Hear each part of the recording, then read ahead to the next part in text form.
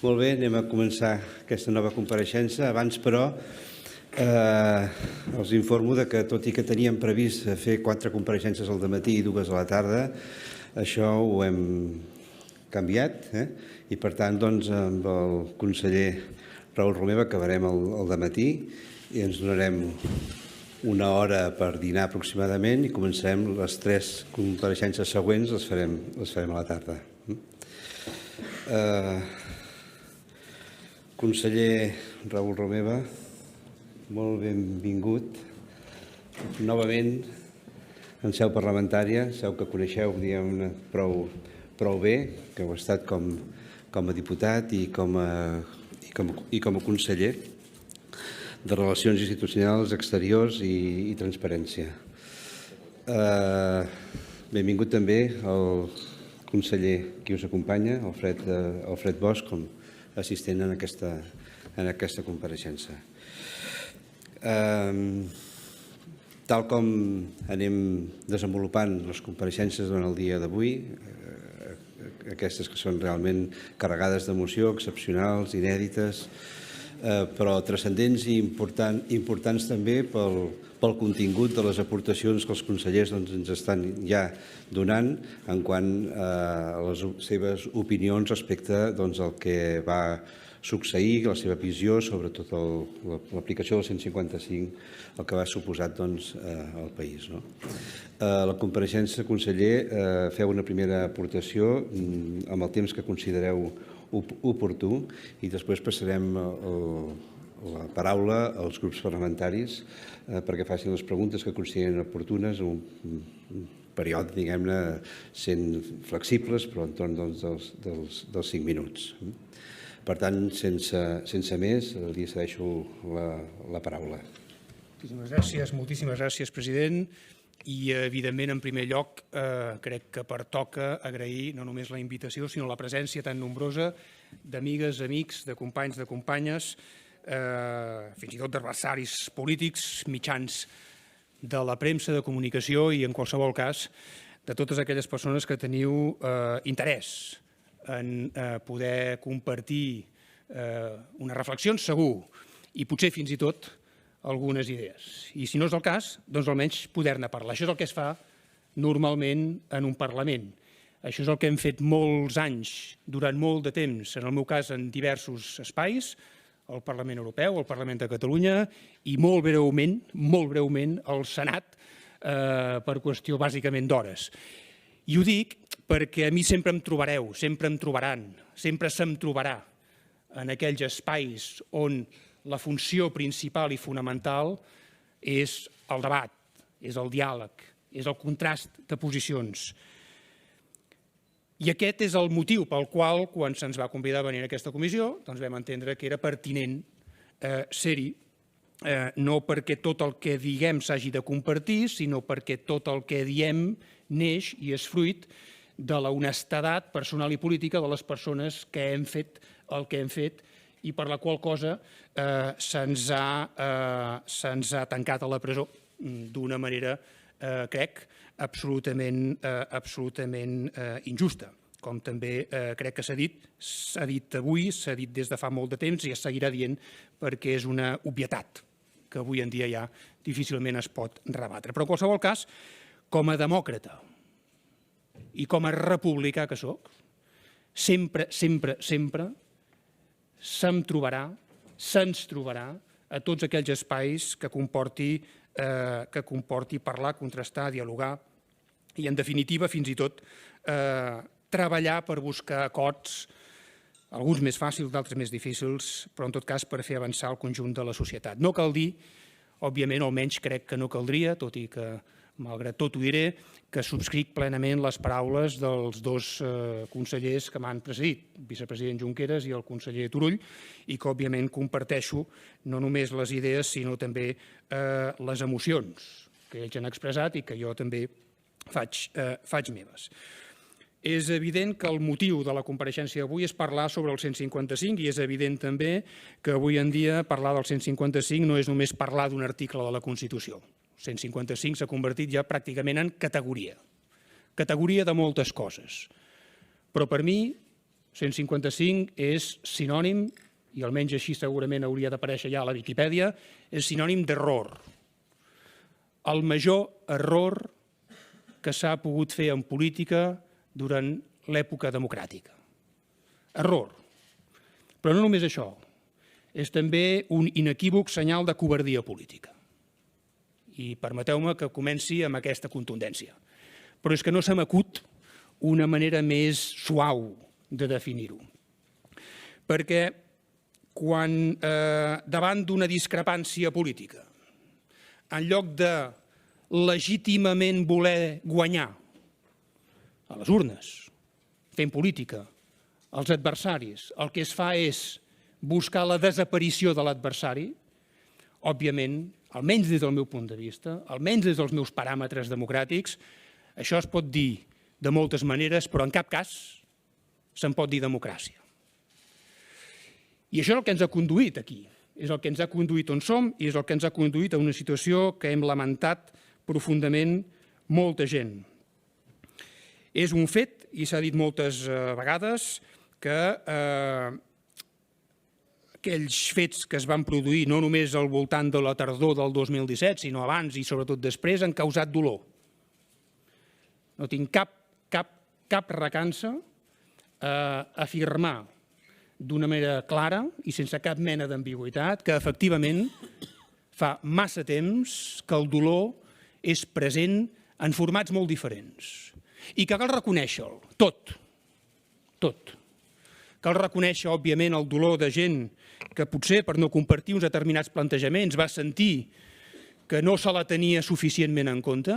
Cal reconèixer aquest dolor, cal fer-ho, cal entendre que molta gent no va compartir o no va entendre, o no ho va veure clar en aquell moment, o senzillament discrepa, cosa que és absolutament legítima, del que es va fer i del que almenys alguns vam protagonitzar, i és innegable que el 155 va provocar un dolor afegit al que ja havíem patit unes setmanes abans, l'1 d'octubre, en forma de porres, i ho va convertir en forma d'una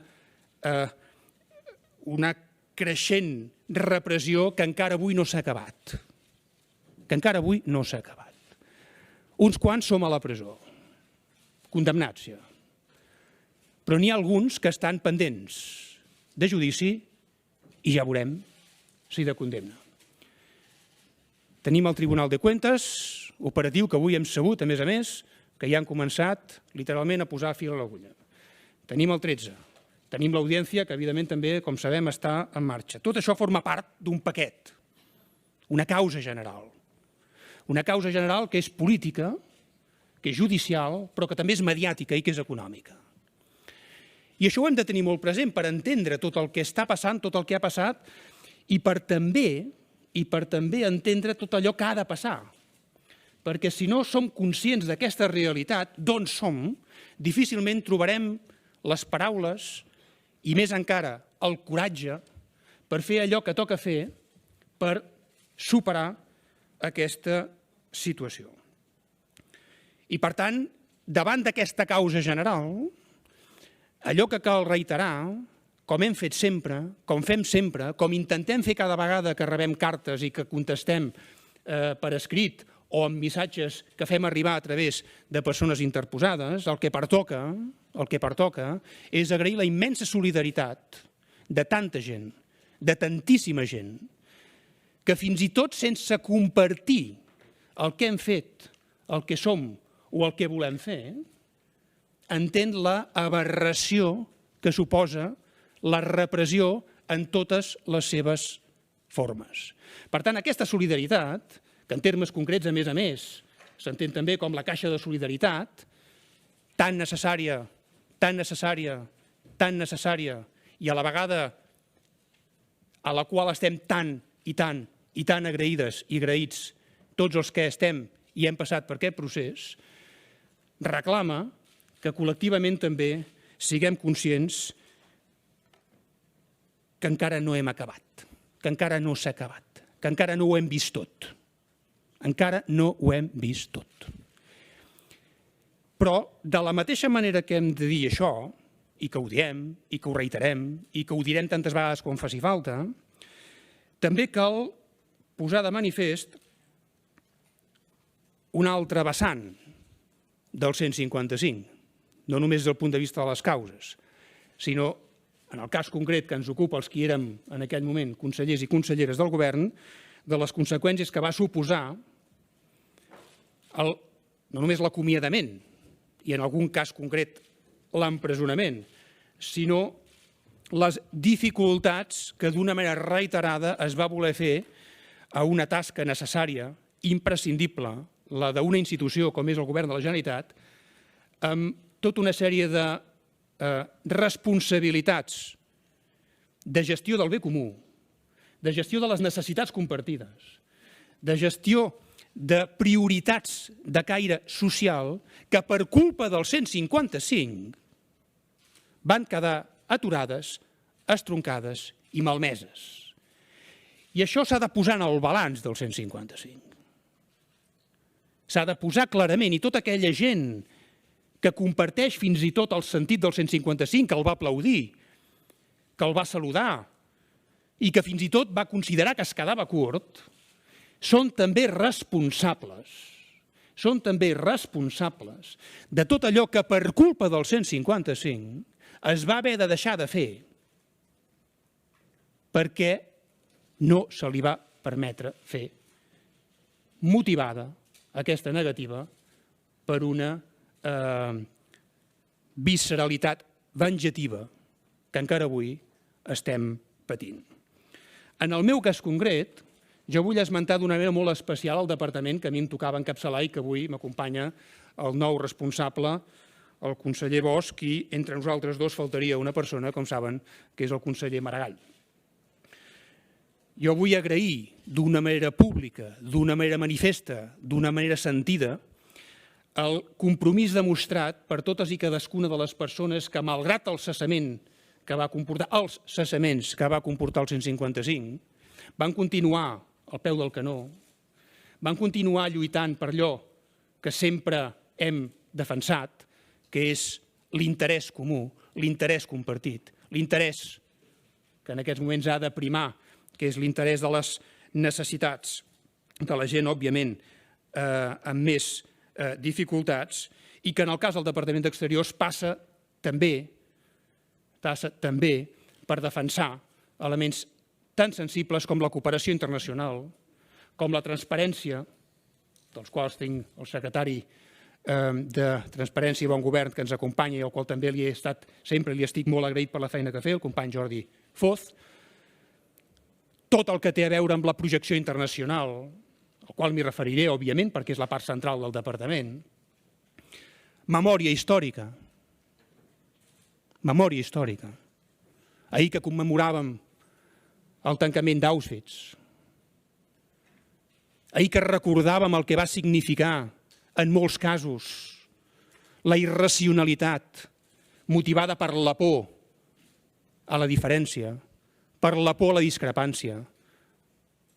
Ahir que recordàvem això, jo recordava personalment tota la feina que vam fer al departament en temes de memòria històrica, no només a l'Estat, sinó també a nivell internacional, perquè a nosaltres no ens preocupen només les víctimes que tenen cognom o sang catalana, sinó les víctimes.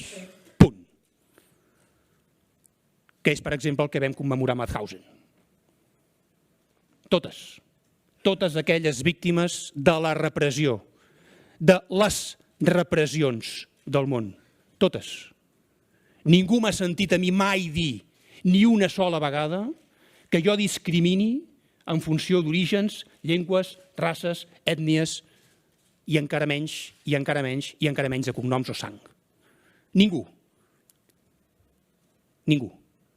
I per tant reivindico tota la feina que es va fer des del departament en aquest sentit, agraeixo tota la gent que va continuar fent feina en aquest sentit i d'una manera particular permetin que esmenti a la figura del secretari general, Aleix Villatoro, que em va acompanyar, m'acompanya i sempre ha estat als moments més complicats i més difícils d'aquest període. Cal insistir d'una manera, crec, taxativa, en què la motivació del 155 no té res a veure amb el compliment de la llei. Res, en absolut. En absolut. La llei és important, evidentment, només faltaria. Evidentment, només faltaria. I per si no ha quedat clar, evidentment, només faltaria. En aquest Parlament fem lleis i ens les prenem molt seriosament. Però això no va de lleis. Això no va de lleis. Això va d'una cosa que està per sobre del compliment o no de les lleis. Això va d'un estat que té por, un estat que és covard, un estat que no té el coratge suficient de confrontar i de confrontar-se amb gent que no pensa com el que ell creu que han de pensar. D'això va el 155.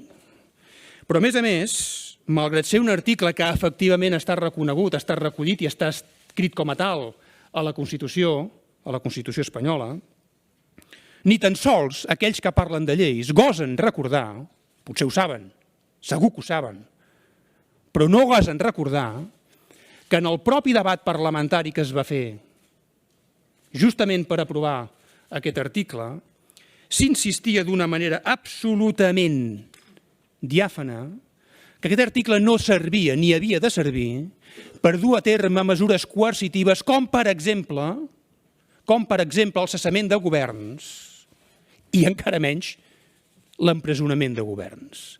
Però és que no ho deia ni tan sols l'article 37 de la Llei Fonamental de Bonn, que és en la qual s'inspira justament aquest article. Per tant, si voleu parlem de lleis, cap problema. I aquí n'hi ha uns quants i unes quantes que en saben moltíssim, per descomptat, molt més que jo. Si voleu fem un debat sobre lleis. Si voleu fins i tot fem un debat sobre la Constitució. Però això no va del que diu la Constitució. Això va de com s'interpreta la Constitució. I per tant no va de lleis, va de política. I no és que ho digui jo, pobret de mi. És que hi ha juristes constitucionalistes que fa temps que han perdut gairebé la veu per recordar exactament això. Aquí i fora. No és només un debat que ens ocupi els qui estem a Catalunya o al conjunt de l'Estat o fins i tot a nivell europeu. Però hem de ser molt conscients d'una altra cosa, i aquí va l'advertència per mi fonamental, que ningú s'equivoqui en una cosa que em sembla crucial, cabdal. Si algú creu que el 155 va en contra dels qui som independentistes o dels qui aspirem a tenir un dia una república, un estat en forma de república, que a més volem, desitgem que sigui un estat membre de la Unió Europea, si algú creu que el 155 va en contra nostra, s'equivoca de ple, de mig a mig. Això va en contra dels drets fonamentals, també d'aquella gent que no vol aquest escenari. També. No només per les conseqüències que abans ja apuntava, de totes les polítiques que vam haver de deixar de fer temporalment, perquè després les hem recuperat, gràcies al nou govern i gràcies a la determinació dels nous membres del govern. No només per culpa d'això, sinó també perquè això, d'una manera, crec, preocupant i espero que no irreversible, posa en risc el debat, el diàleg, la discrepància i ens aboca a un model de militància des del punt de vista ideològic i pel que fa a la Constitució, i valgui la redundància, d'una certa democràcia militant que ens obliga a creure tots el mateix. I si no creus i penses el que alguns creuen i pensen, o volen que creguis i pensis, et converteixes en un adversari al qual cal derrotar, no políticament, no, judicialment. I aquest és el perill del 155, que avui s'ha aplicat amb nosaltres, però que darrere hi ha una llista llarguíssima de persones incòmodes pel que són o pel que pensen, que s'hi poden veure també afectades i afectats. I això ja ho recordava Niemöller en el seu famós poema, quan avisava: aneu en compte amb només reaccionar quan et toquen a tu, perquè potser el dia que et toqui reaccionar a tu no hi haurà ningú que no sigui com tu que et pugui ajudar. El poema, evidentment, no és aquest, no el repetiré, és prou conegut, però la idea fonamental, espero que quedi clara, és que això, tal i com ho vivim, ho veiem i ho defensem alguns, no va només de defensar el dret que reivindiquem els qui som independentistes, sinó el dret de qualsevol persona a tenir opinió i a defensar-la allà on s'han de defensar les opinions, que és els espais com aquest, el Parlament, o, en el cas del Senat, també. Per tant, no només és un problema de causes, no només és un problema de conseqüències, també vull dir d'una manera clara, i veient les cares avui aquí, i veient i llegint les cartes que rebem cada dia d'una manera incansable i escoltant els comentaris de tanta i tanta gent, el que sí que em sembla una evidència, malgrat a alguns els hi faci mal, malgrat a alguns els incomodi, malgrat a alguns els obsequi fins i tot, és que el 155 s'ha demostrat absolutament inútil. És un error, és una prova de covardia política, però és que a més ha estat un fracàs absolut, contundent, perquè l'objectiu era clar, i no cal ser gaire espavilat o espavilada per adonar-se, l'objectiu era atemorir, òbviament, els que estàvem al govern i els nostres entorns. Més enllà d'això, els que feien política a nivell parlamentari, i més enllà d'això, la societat en general, que d'una manera reiterada i continuada expressa i manifesta una opinió, repeteixo, compartida o no, però legítima. Doncs bé, des d'aquest punt de vista, quin desastre. Quin desastre. El 155 ha estat un desastre absolut. No només en termes de majories parlamentàries, que també, sinó sobretot, i això encara és més important, en termes de majories socials. I això per mi és el que és més significatiu. Perquè això no va de guanyar només en un Parlament. Això va de construir un país. I construir un país passa per construir majories socials que se sentin amb tots els matisos que calgui, amb tots els pros que calgui, que qualsevol societat ha de tenir, no és que tingui el dret a tenir, no és que ha de tenir, perquè així no és una societat amb ets i uts. Des d'aquesta perspectiva, el 155 ha estat un absolut fracàs per part d'aquells que el van impulsar, que el van liderar. És veritat, ho hem de dir, ho hem dit, alguns ho hem escrit de manera clara, de manera diàfana, ho vam dir llavors, ho hem reiterat. Els qui volíem, els qui defensàvem llavors i defensem avui la República Catalana, no ens n'hem sortit encara. És un fet. No cal tampoc esverar-se gaire, és un fet, és una evidència, és una realitat. Però els que volien impedir que això passés, tampoc se n'han sortit. Podríem dir, sent generosos, que estem en una situació d'empat tècnic. D'acord, no hem guanyat, d'acord. Ells tampoc. I quan un no té la capacitat suficient per imposar-se a l'altre, només hi ha una solució possible, que és parlar, que és dialogar, que és fins i tot negociar, i que necessàriament això ha de conduir a alguna mena d'acord, a acords. No invento res. Això se'n diu fer política. Això és fer política. Allò que mai hem renunciat a fer, malgrat hi hagi qui pretengui apartar-nos de la política. I abans ho apuntava l'Oriol i jo ho portava també preparat perquè em sembla que és també necessari recordar-ho. Els qui van, o algunes de les persones que van impulsar el 155, avui no sabem on són, però en tot cas no són fent política. Ni Rajoy, ni Soraya Sáenz de Santamaría, ni un tal Rivera, no hi són. Fent política, fent política. Espero que els hi vagi molt bé la vida, molt bé. Però fent política no hi són. I nosaltres, certament, no som a les institucions, però que ningú dubti ni per un segon que hem deixat de fer política. Ni per un instant hem deixat de fer-la, encara que se'ns vulgui silenciar, que se'ns vulgui amagar, que se'ns vulgui callar. Vam fer el que vam fer perquè creiem en la política, perquè creiem que la política és la solució. Vam assumir les conseqüències del que vam fer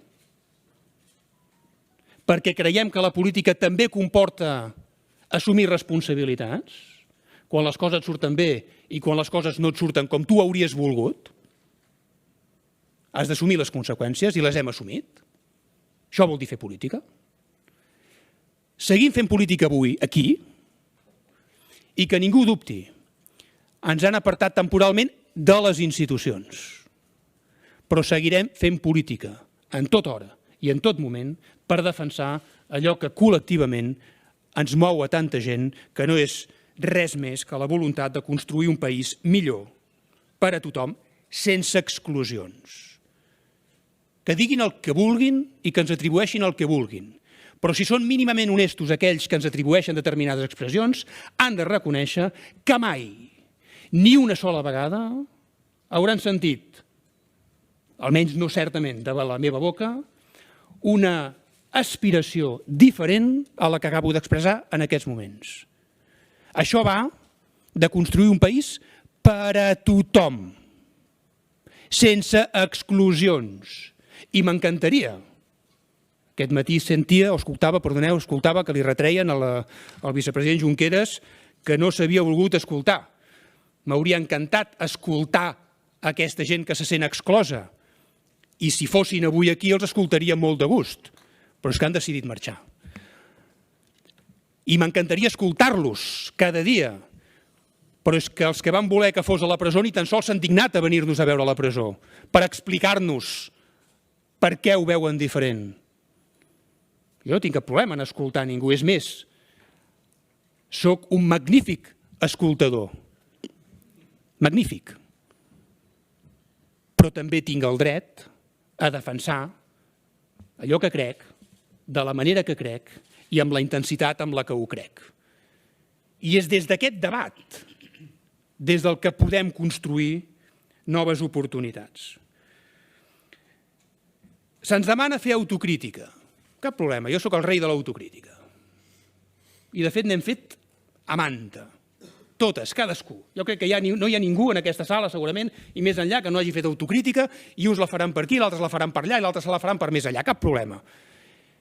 I si no és suficient, fem-ne més. Cap problema. L'autocrítica ajuda. Ens permet millorar. Però permeteu-me també que faci una petita reflexió. Com tanta gent, com tantíssima gent, jo que no tinc cap dubte, ni un, de la meva vocació republicana, i aquesta no l'he tinguda mai, vull dir, no, el dubte, vull dir, la vocació republicana l'he tingut sempre, però el dubte sobre la meva vocació republicana no l'he tingut mai, certament, i tampoc és cap secret, que no tota la meva vida he estat independentista. No passa res. De fet, és una obvietat, tenint en compte que fa 4 dies l'independentisme a Catalunya, social i polític, era d'un 8, 10%, 12%. Que avui estigui al voltant del 50% no és casualitat. Vol dir que molta gent que no ho érem ens n'hem convertit.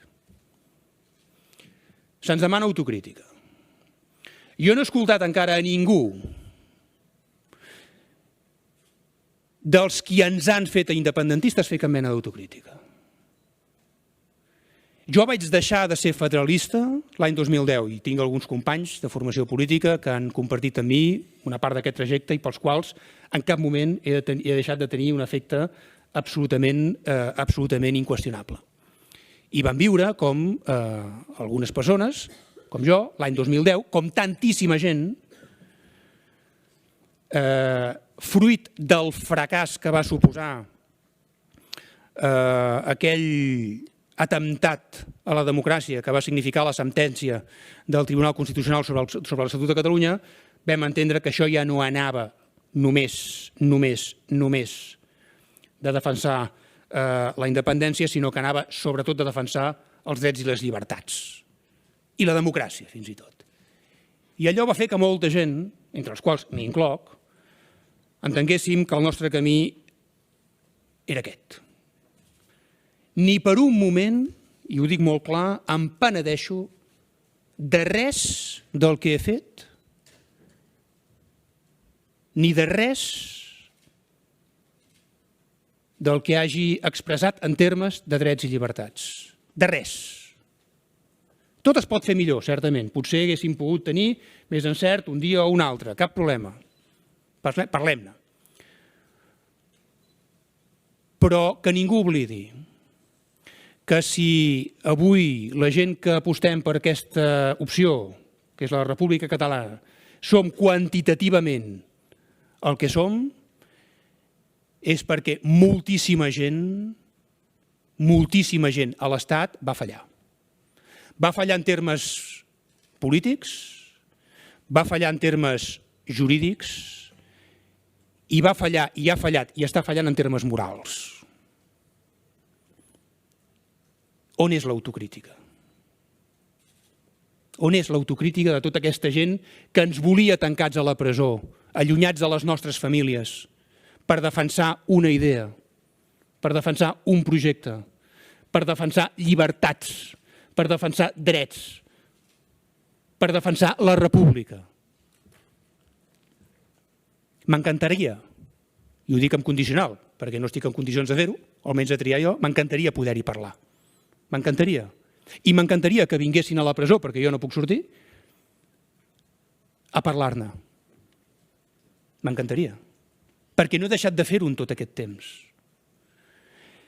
I és això el que fèiem des de les delegacions a l'exterior també, parlar i escoltar, parlar i escoltar, parlar i escoltar, expressar el sentiment de tantíssima gent. Això és el que fan i han fet sempre les delegacions. I això és el que han de fer les delegacions, explicar al món què passa, fer xarxa, fer connexions, obrir portes. En cap cas impedir el diàleg, però sí, amb tota la legitimitat del món, defensar totes les sensibilitats que hi ha, que existeixen en un país tan plural com és aquest.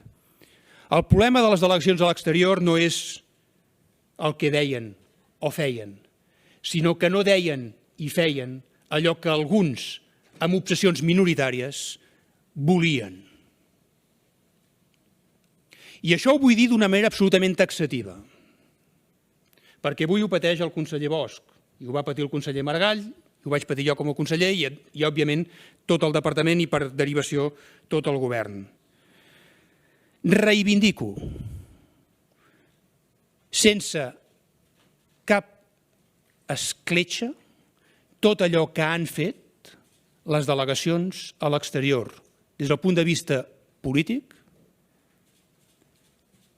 i a més, ho han fet en la més estricta legalitat. Perquè, com deia molt bé aquest matí també l'Oriol Junqueras, ho hem dit manta vegades i ho tornarem a dir tantes vegades com faci falta, ni el 155, ni el nostre cessament, ni el nostre empresonament, primer provisional, primer preventiu, i després, en el marc de la condemna, es fonamenten en l'aplicació del dret en termes de delicte. El mateix fiscal va reconèixer en un exercici, perdoneu, de cinisme, sense qualificatius, que hacer un referéndum es delito aunque no esté en el Código Penal. Aquí a la sala hi ha juristes. i segurament a algun se li van caure els cabells. Hagués sigut el meu cas. Però és evident que no podia ser-ho. Però és important per mi recordar, reiterar, insistir en què en cap cas l'acció exterior s'ha fet vulnerant ni les lleis en particular, ni la Constitució, i encara menys l'Estatut. Una altra cosa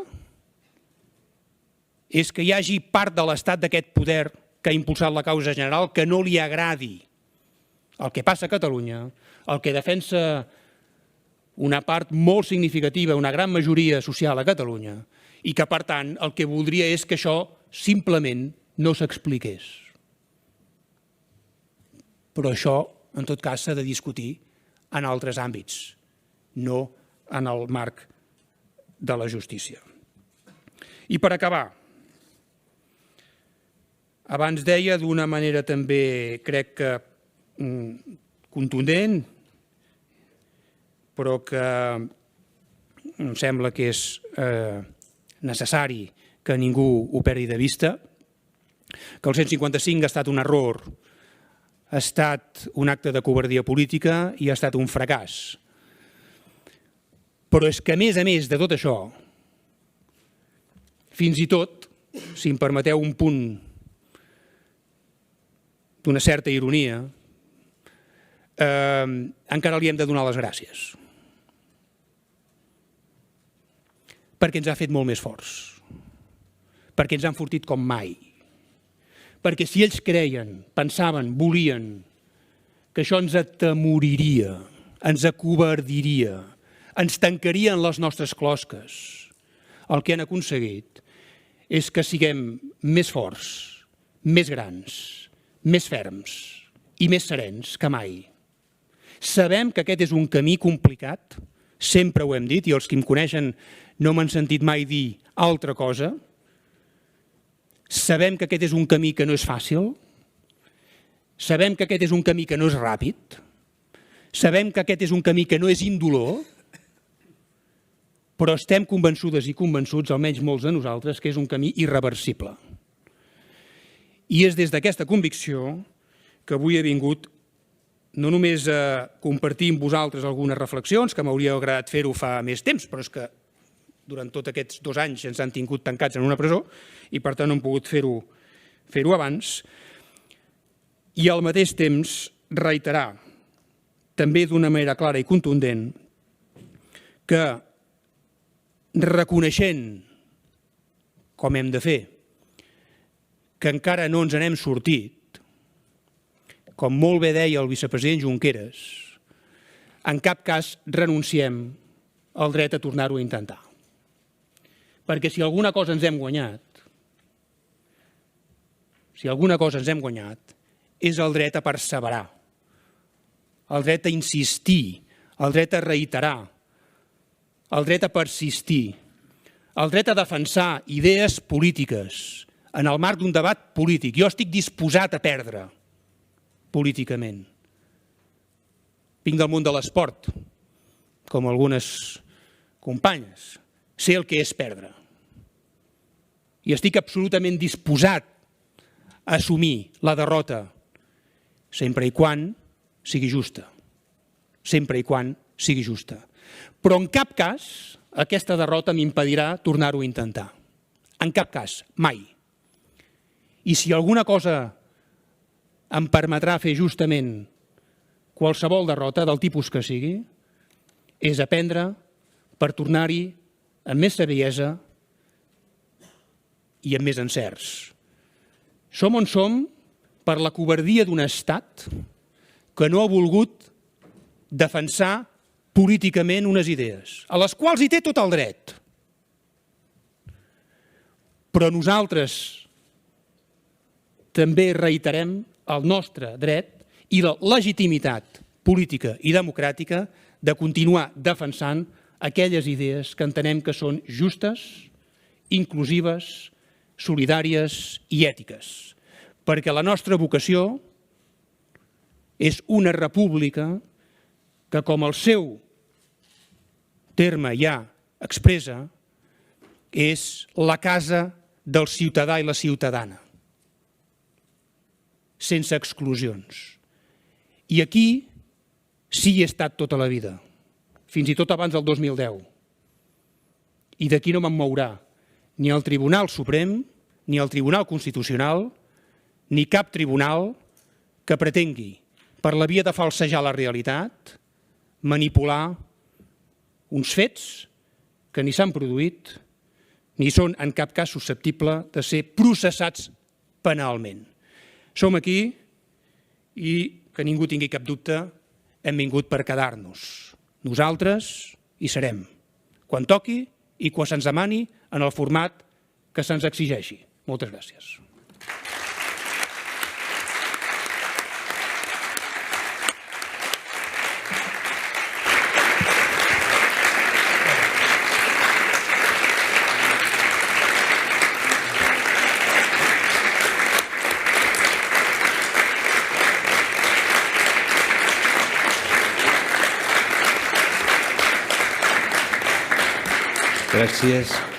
Gràcies, conseller Romera. Ara és el torn, diguem-ne, dels grups parlamentaris. En primer lloc, el grup parlamentari d'en Comú Podem, el diputat senyor Parés.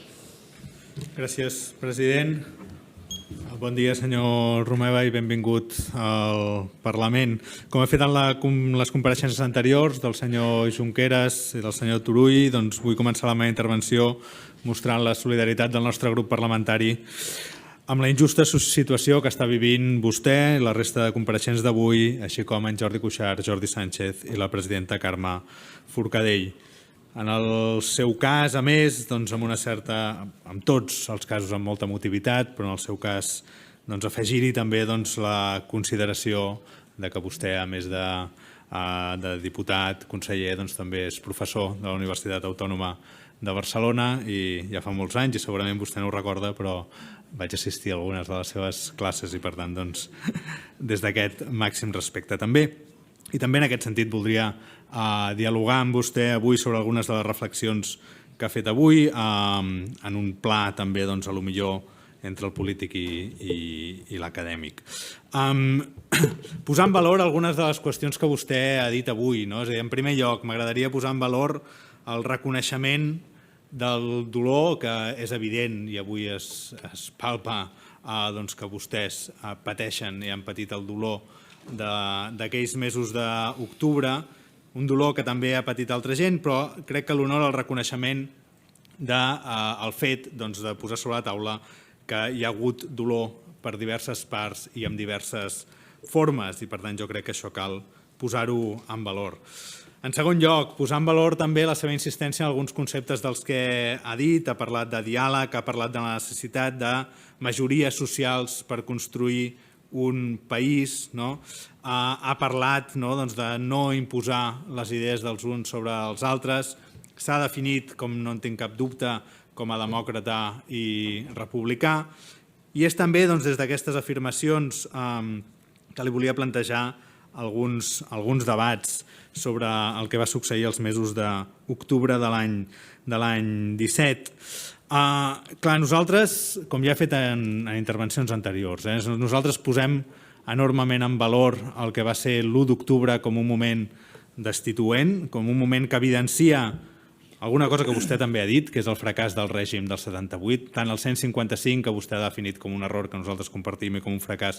Creiem que l'1 d'octubre posa de manifest també la incapacitat d'un estat per donar una sortida política, per donar un encaix polític a la voluntat d'un subjecte polític com és Catalunya, i per tant, tant amb el 155 com amb la repressió policial de l'1 d'octubre, nosaltres entenem que s'evidencia això, com també s'evidencia la voluntat d'un poble pacíficament autoorganitzat i resistent per voler determinar el seu futur. En què discrepem nosaltres? Nosaltres, el nostre grup parlamentari, no creiem que de l'1 d'octubre se'n derivi un mandat democràtic, si bé que sí que creiem que és evident que de l'1 d'octubre, ho dic també per alguna afirmació que feia el senyor Turull abans, és evident que de l'1 d'octubre se n'ha de desprendre una resposta política, sobretot per part de l'Estat, i que no l'hem vist.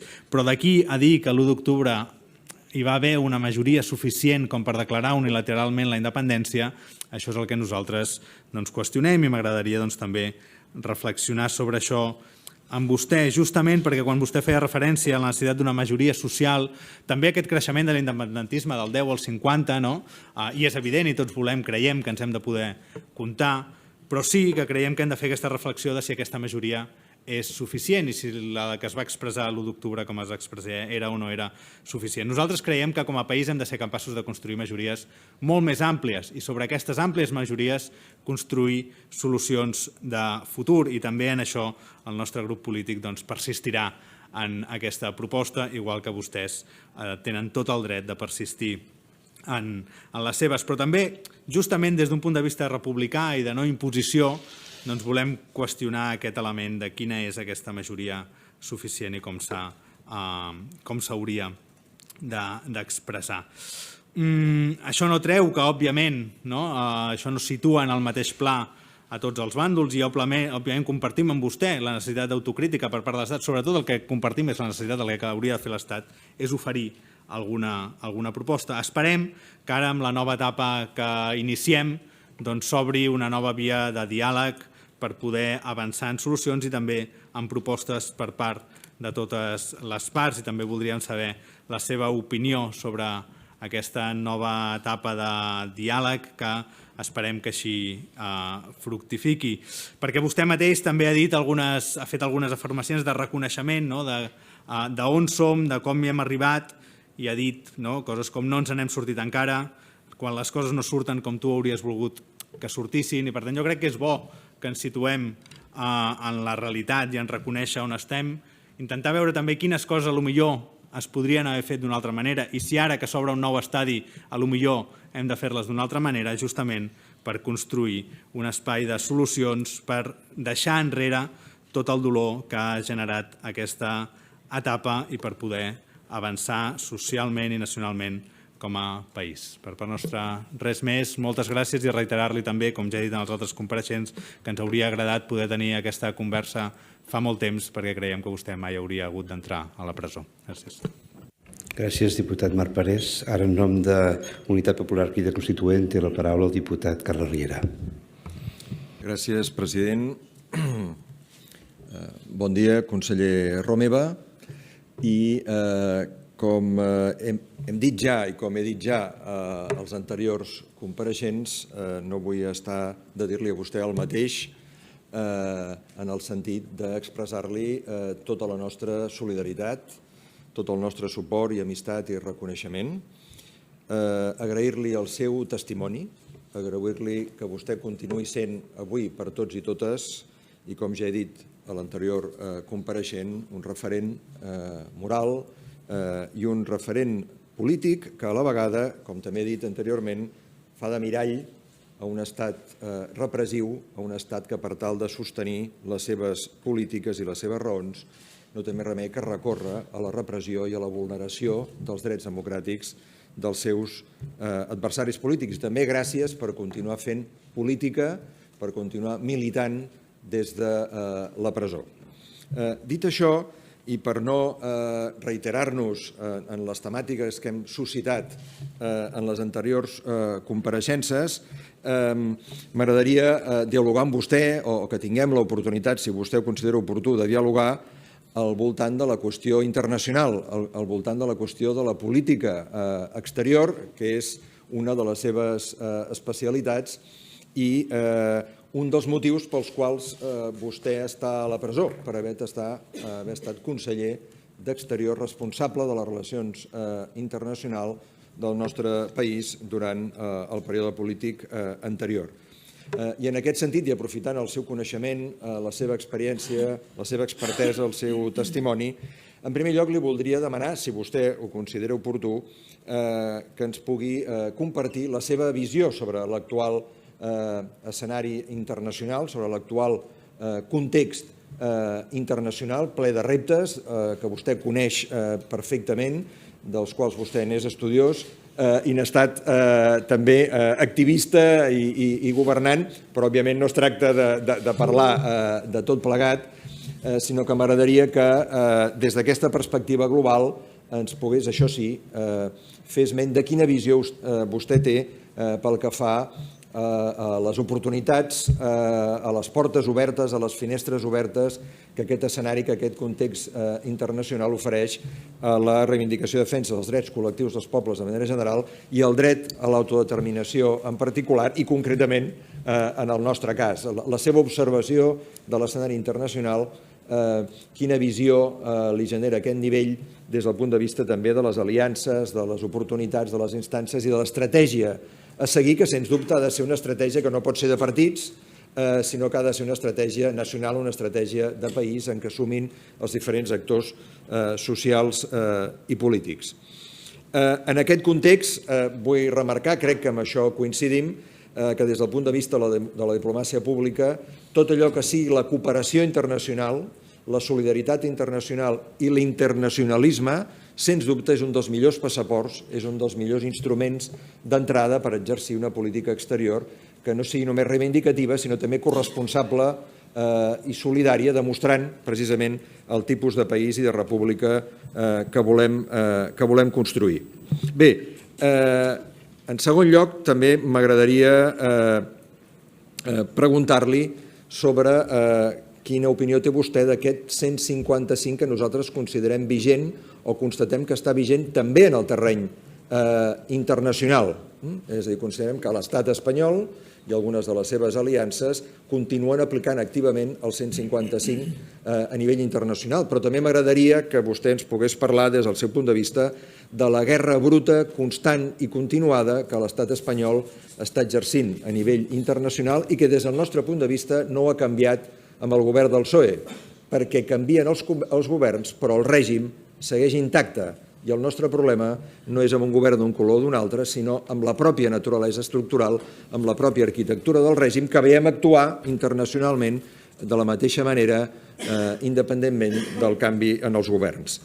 Amb vostè, fins i tot abans que l'anterior legislatura, vam tenir ocasió de compartir lluites, reptes, inquietuds, accions en el terreny internacional des de la societat civil, participant en el Fòrum Social Mundial, en el moviment altermundialista, i també m'agradaria que vostè ens pogués parlar de la seva visió sobre el paper de la societat civil a nivell internacional com un actor fonamental en qualsevol causa d'alliberament, en qualsevol causa política de lluita pels drets i d'alliberament, perquè evidentment nosaltres considerem i creiem que coincidim amb vostè que la societat civil tindrà un paper i té un paper fonamental com a actor, com a subjecte polític, des del punt de vista de la construcció d'un món diferent, d'un món millor, però també des del punt de vista de la defensa dels nostres drets.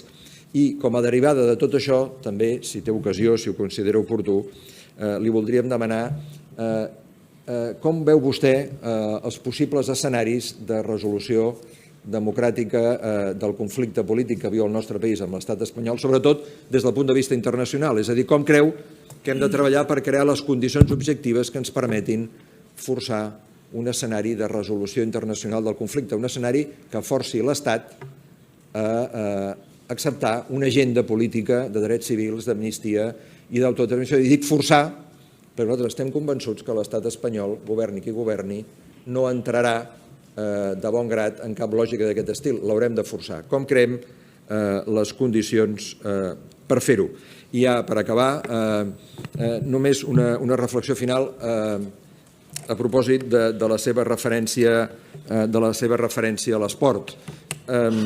Miri, ara em feia pensar en el traspassat senyor Johan Cruyff quan deia que, miri, a mi m'és igual que em facin 4 gols, perquè si jo en faig 5, el partit el guanyo igual, i el triomf el tinc igualment. Nosaltres ja trobem a faltar que tornem a passar a l'atac, que juguem a l'atac, perquè considerem que ja portem massa temps de joc defensiu en el qual estem encaixant cada dia més gols, com estem veient darrerament i com vam veure ahir. Per tant, ens agradaria que a partir d'avui les seves compareixences d'avui signifiquessin també un canvi d'estratègia per passar novament a jugar a l'atac també en el terreny internacional. Moltes gràcies.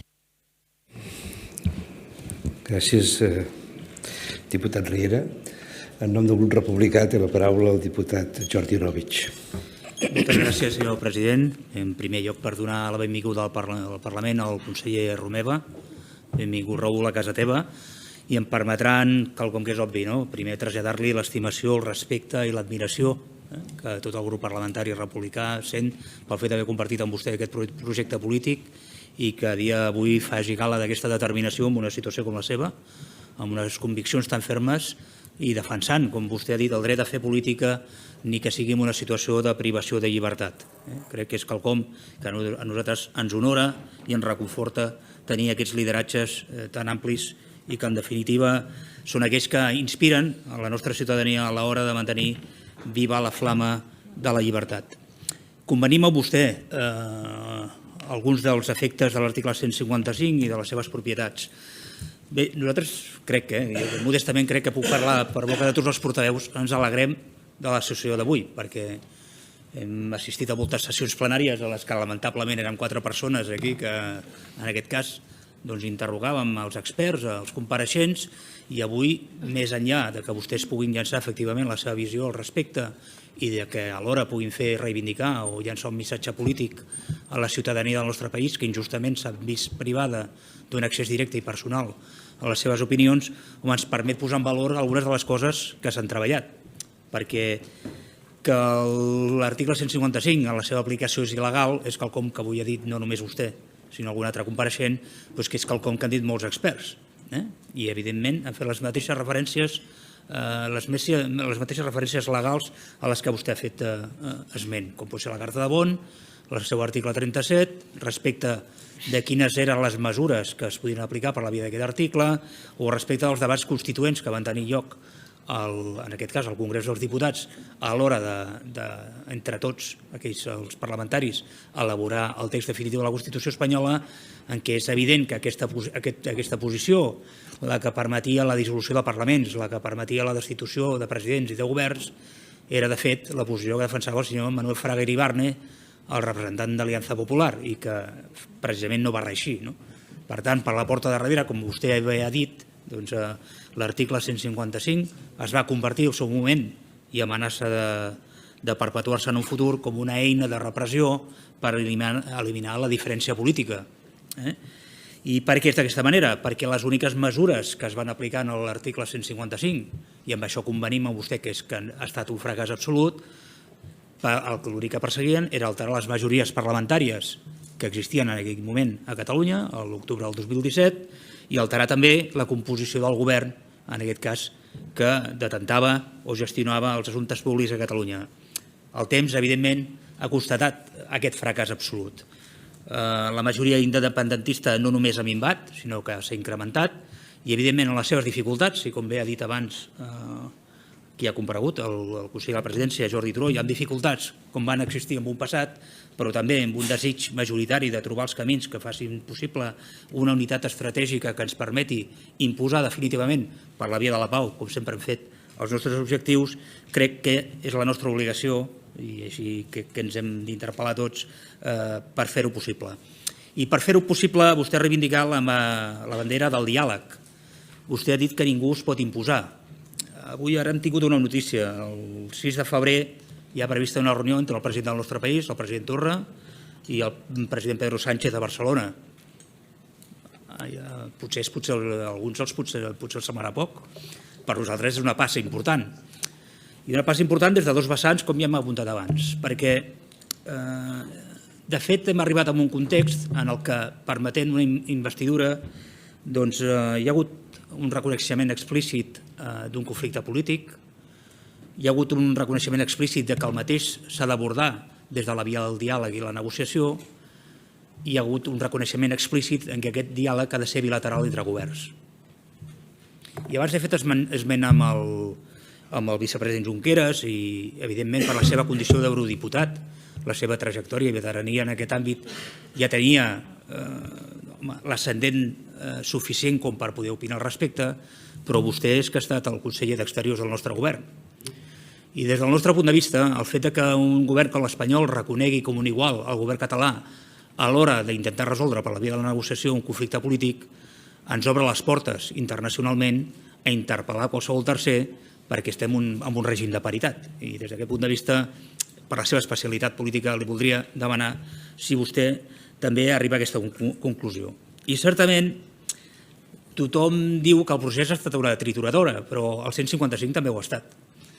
I abans parlàvem de qui compareixia i qui no compareixia davant d'aquesta comissió a l'hora de defensar els seus plantejaments, i evidentment avui tenim una mostra evident que els nostres polítics no s'amaguen, que ha donat la cara, que si han de fer autocrítica la fan, però en aquesta comissió hem citat a molts polítics, entre ells Mariano Rajoy, Soraya Sáenz de Santamaría, el propi Pedro Sánchez, altres membres d'aquests governs, i cap d'ells ha volgut comparèixer escudant-se, com sempre, amb un dictamen del Consell d'Estat fet a vida precisament per aquells que vol protegir, que són els de la seva mateixa casta i grup. I nosaltres reivindiquem els nostres polítics, perquè, com vostè diu, ni que sigui des de la presó, fan política. Alguns, a dia d'avui, potser envejosos del seu passat esportiu, a dia d'avui es postulen com presidents de la Federació Espanyola de Futbol. Cada un, al final, es marca els seus objectius. El seu, des del nostre punt de vista, és molt més digne. Vostè diu que el 155 ens ha fet més forts i nosaltres entenem que hi ha qui pugui qüestionar a priori aquest pronunciament. Evidentment, com vostè també ha dit, hi ha hagut molt de dolor. Dolor que persisteix. Avui mateix vostè ho ha esmentat, abans també n'ha fet referència a un altre portaveu. Tenim una liquidació provisional del Tribunal de Comptes de 4,2 milions per les despeses del referèndum. No sé quantes vegades l'hem de pagar, aquest referèndum, perquè ja hi ha diferents sentències i condemnes que han contemplat aquesta despesa, l'han xifrat en diferents imports i ha comportat el dipòsit de diferents fiances. Però és evident que la repressió coexisteix amb aquest procés i és evident que persistirà en un futur. Però també és evident, i abans hem arribat a les mateixes conclusions amb altres compareixents, que a dia d'avui la via repressiva ja no està en mans de l'estat espanyol. Ha perdut les regnes de la repressió.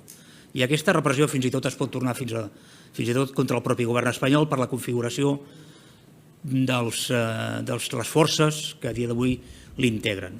Des d'aquest punt de vista, nosaltres entenem que, com vostè ha dit, el 155 ens ha fet forts, perquè tot allò que et fa mal i que no et mata et fa més fort, però certament també ha debilitat a l'estat espanyol d'una forma molt gran. L'ha debilitat en les seves conviccions democràtiques, l'ha ferit de mort, i ens hem guanyat, com vostè ha dit, arrel d'aquest 155 ha de ser la llavor perquè ho tornem a intentar. I ho tornem a intentar per les vies que nosaltres entenem i sempre hem entès democràtiques, per aquelles que hem estat sempre a la mà. A dia d'avui hem de parlar de l'amnistia i hem de parlar de l'autodeterminació. I per fer-ho possible, sense renunciar, i per fer-ho possible, sense, quan parla un altre es fa molt llarg i quan parla un es fa molt curta. Sí, deu ser això. Per fer-ho possible, insisteixo, com vostè ha dit, moltes vegades cal recollir pel camí desencisats, com vostè es va desencisar l'any 2010, i com si aquest diàleg que ara obrim no acaba bé, molt probablement farà que en recollim de nous. Moltes gràcies. Gràcies, diputat Arovic. Pel grup de Junts per Catalunya té la paraula el diputat Francesc Dalmases. Moltes gràcies, president. Ben tornat, conseller Romeva.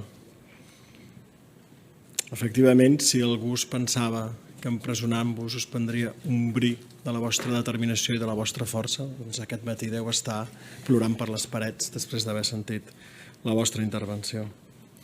Aquest cap de setmana us escoltava, no com avui que hem pogut escoltar la vostra veu, sinó en veu d'una altra, que és com ho hem d'escoltar moltes de les vostres entrevistes, i parlàveu de l'alegria i la tristesa que trobaríeu en retrobar una normalitat perduda.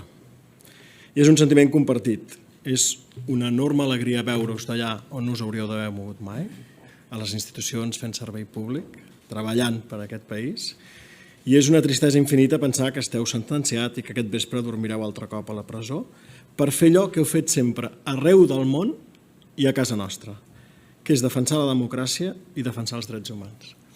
I quan dic que ho heu fet sempre és perquè hi ha consellers i consellers i n'hi ha alguns que has tingut l'oportunitat de seguir-los de trajectòria i anar-los trobant arreu del món en diferents circumstàncies. I precisament des de la vostra trajectòria personal pensava algú que ha estat implicat com ho heu estat, no només des de la dimensió pública, sinó també des de la iniciativa de la societat civil organitzada en el que és la resolució pacífica de conflictes, el que significa que esteu patint ara una conculcació de drets, una persona que precisament ha fet de la defensa dels drets un objectiu de vida. I en aquest sentit us vull reconèixer i agrair especialment quan parleu de causa general, perquè efectivament hi ha noms, com els compareixents d'avui, que teniu un altaveu molt important i que tothom coneix i reconeix, però aquesta causa general afecta a moltes persones que no tenen altaveu. I quan avui heu parlat de causa general, a mi m'han vingut al cap encara aquelles persones que estan tancats en un centre d'internament d'estrangers per haver protestat contra la vostra sentència injusta.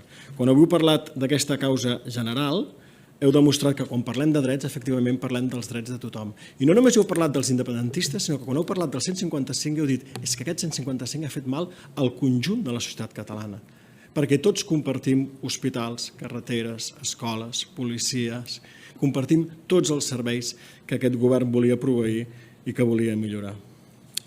I us escoltava també quan dèieu és que el bloc del 155, els partits que el van fer possible, m'hauria agradat molt dialogar-hi, no m'han vingut a veure-la, no m'han ni tan sols vingut a veure la presó, m'hauria agradat molt establir aquest diàleg des de la presó, que també explica molt on sou. Però és que, conseller, és que no us han vingut a veure ni tan sols aquí, avui. El bloc del 155 ni tan sols ha estat bo de mirar-vos la cara avui. I en aquest sentit, jo entenc la profunda determinació que hem de tenir tots pel diàleg, però també és molt important saber on som. El 5 de maig del 2019, en el camp de concentració a Mauthausen, hi havia la ministra Delgado, poc sospitosa de ser del PP, de la FAES, de la dreta, de l'extrema dreta, que quan algú del vostre equip, que ha fet una magnífica tasca amb la memòria històrica, us va recordar personalment com a conseller, us va recordar com a pres polític i va recordar el conjunt del govern, va marxar.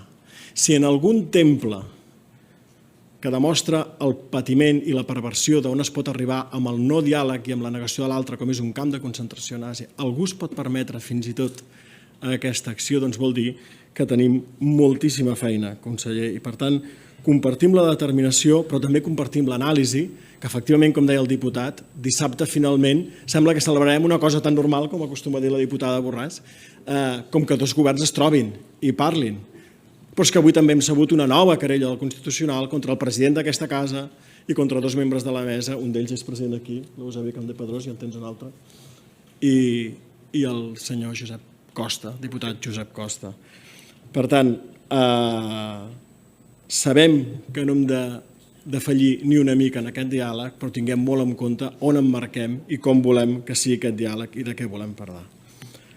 Replenc el fil de la vostra trajectòria per recordar-vos que fa unes setmanes, quan érem a Estrasburg per compartir la victòria de la justícia europea, que va reconèixer una part dels votants de la societat catalana, quan en Toni Comín i el president Puigdemont van recollir la seva acta d'eurodiputats, vam retrobar membres del Parlament Europeu i personal d'aquella casa que, d'alguna manera, acceptaven atònits el fet que us havíeu convertit en pres polític i que ens ho comentaven així, i que els canviava la cara quan recordàveu la feina que durant anys vau fer en el Parlament Europeu. Però també vaig entendre, i després us diré aquí, que entenien la causa profunda que us feia ser un pres polític, que és exactament allò que havíeu fet sempre, el coneixement, el reconeixement i la promoció dels drets humans en la seva dimensió individual i col·lectiva. Per tant, tota aquella feina que havíeu fet durant tants anys també donava sentit a la que vau fer en aquell govern del president Puigdemont, del vicepresident Junqueras i en el que vau acabar culminant amb l'1 d'octubre. Aquest és probablement el millor aprenentatge de la vostra trajectòria. Mirar el món i, com deia el clàssic, que res humà no ens sigui aliè. Entendre que la causa de la democràcia, dels drets humans i de la justícia global és una causa compartida i que ha de ser una lluita coherent i que ha de ser una lluita sense fronteres, però una lluita que ha d'entendre identitats. Que no és possible defensar el dret a l'autodeterminació del Tibet o plegar-se de braços amb el que passa a casa nostra o al Kurdistan. Entendre que aquest món o és un món de drets per tothom o, en certa manera, tots vivim agenollats. Tenim molta feina a fer, conseller, a Catalunya i al món. Tenim l'Agenda 2030, tenim els objectius de desenvolupament sostenible. No ens podem permetre que sigueu a la presó. No ens podem permetre que aquest coneixement i aquest talent que heu anat acumulant al llarg dels anys resti empresonat. Per això el compromís de Junts per Catalunya de no defallir fins que estigueu lliures. Per això vam néixer i per això hi som. Cap renúncia, cap excusa, insistir, persistir i guanyar. Entre els talents que us comentava hi ha el de dibuixant, el de ninotaire. I a mi m'agrada molt perquè sempre us feu sortir a darrere els barrots, però les vostres paraules o el vostre gest és a fora dels barrots. Doncs exactament serà així. Abans parlàveu de la memòria. Nosaltres persistim en aquesta memòria de la feina feta i de la feina que encara heu de fer. Un apunt final. Efectivament, hem sentit avui que el Tribunal de Cuentas reclamava aquests 4 milions als encausats per l'1 d'octubre. Estic segur que compartirem també amb la resta de portaveus que aquesta vegada tampoc els ho posarem fàcils. Som 2.200.000 votants, surt a 2 euros per persona i espero que en 15 dies permetrem que no embarguin a cap dels encausats. Gràcies, president. Gràcies, diputat Dalmases. Conseller, teniu la paraula per contestar les qüestions que ens susciten. Algunes estan agrupades, intentaré fer-les agrupades, però almenys confio que ningú quedi amb gana. A l'amic Parés, celebro que malgrat haver-me tingut de professor no hagis quedat malmès i en fi, estic especialment content de retrobar-te, no en aquestes circumstàncies, però sí de retrobar-te, que sempre és una bona notícia. També segurament ets conscient que, malauradament, a l'Autònoma no hi podré tornar, almenys com a professor, durant molt de temps, perquè la inhabilitació a la que se'ns ha sotmès, fins i tot, no és només per ostentar un càrrec públic, és que ni tan sols em permet ser professor a una universitat pública. I jo, que sóc defensor del sistema públic, evidentment, això és una limitació important que no final. Però és una altra de les, per mi, de les absurditats del plantejament en el qual se'ns ha volgut abocar. Per això, quan algú ens demana explicacions i que assumim el dolor, home, jo crec que és important també posar de manifest totes les circumstàncies. Ha fet un esment al dolor, jo crec que aquest és un element clau, és un element fonamental. De fet, en qualsevol procés de construcció d'oportunitats, ja sigui en un àmbit de conflicte armat o de conflicte social, el reconeixement del dolor és el punt de partida. Sense el reconeixement del dolor no hi ha com a mínim diàleg exitós. Pot haver-hi diàleg, però difícilment arribarà a bon port. Per tant, jo crec, defenso i manifesto que efectivament és necessari reconèixer i escoltar-nos, que no vol dir que tots estiguem d'acord amb tot. Possiblement no cal. És més, estic segur que no cal. El que sí cal és saber com altra gent ha viscut determinades situacions. Perquè al final les impressions són subjectives i cadascú té les seves. Compartides o no, totes elles són legítimes. Crec que aquest és un punt de partida necessari en qualsevol circumstància, no només en aquest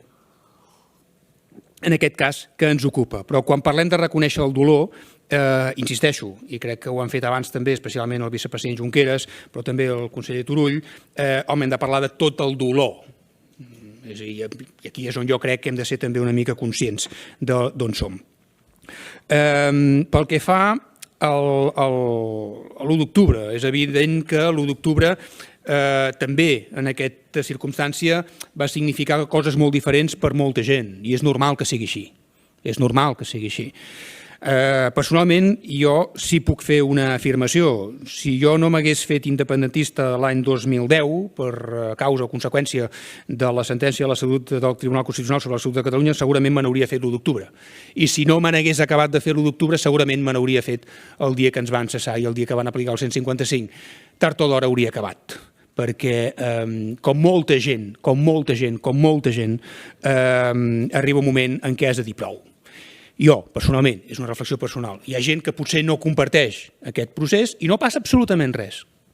En absolut. És més, per mi té molt mèrit que gent que no comparteix aquesta visió, malgrat tot reconegui, com en alguns casos heu fet i han fet companys i companyes d'aquí, de la resta de l'Estat i fins i tot de la resta del món, que malgrat no compartir els objectius, rebutgen de manera taxativa la resposta de l'Estat. Per mi això té molt de valor.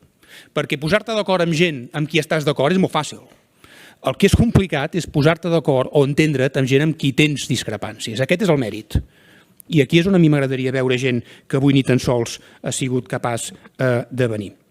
En qualsevol cas, repeteixo que a mi em sembla que és una bona reflexió i que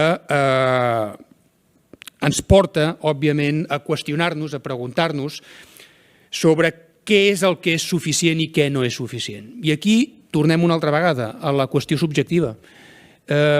Tothom té la seva visió, perquè tothom té la seva història i tothom té el seu entorn i les seves complicitats i les seves necessitats. Tothom. I per tant totes són igualment legítimes i s'han de posar en valor. El que a mi m'agradaria molt, és que en algun moment de tot aquest procés, com es va plantejar per activa i per passiva, en públic i en privat, els membres del llavors govern de l'estat espanyol, dirigit pel senyor Rajoy, però també alguns partits de l'oposició, és que hi hagués hagut el coratge suficient per afrontar aquesta qüestió, fins i tot en termes de quan és suficient. Només preguntar-nos això, per mi, paga la pena. Perquè jo puc considerar que una xifra X és suficient i un altre pot considerar, no, X no, ha de ser X més 10 o X més 20. Cap problema, parlem-ne, però parlem-ne. Això és el que se li va demanar per activa i per passiva. I això és el que nosaltres demanàvem a l'exterior contínuament. Contínuament, ajudeu-nos a posar un debat sobre la taula. Un debat que fins i tot estem disposats a que quan es concreti permeti la possibilitat de perdre. Jo soc conscient, repeteixo i torno, el que no estic disposat és que se'm negui el dret a parlar-ne. Això no. Jo estic disposat a que algú em digui no, jo per sota del 90% de vots afirmatius crec que no és legítim. És una opinió, tan legítima com la d'aquells que diuen que amb el 50% més 1 n'hi ha prou, tan legítima. En tot cas, és un debat. Jo crec que aquest debat és necessari i segurament si s'hagués fet abans possiblement no seríem avui on som. En qualsevol cas, jo crec que és bo aquesta autocrítica col·lectiva i aquesta necessitat també per part de l'Estat i de les forces polítiques que, a més, també ho he de dir, són molt bel·ligerants demanant l'autocrítica i el reconeixement del fracàs dels altres, però que callen quan ells assumeixen o han d'assumir els propis. I aquí és on a mi m'inquieta també moltes vegades el doble discurs quan en privat reconeixen la mala praxis, fins i tot de determinats òrgans judicials, i en canvi en públic són incapaços de fer cap gest de complicitat. També vull dir-ho, perquè també passa. I que hi hagi reconeixements en privat tantes vegades, fins i tot per part rellevant, de mala praxis, també judicial, ja no diguem política, que després en públic no vulguin reconèixer-ho, a mi em sembla absolutament aberrant. I això m'ha passat a mi, estant a la presó, amb gent que et ve a veure. Per tant, imagino que amb altra gent que té més capacitat d'interlocutar també seria possible.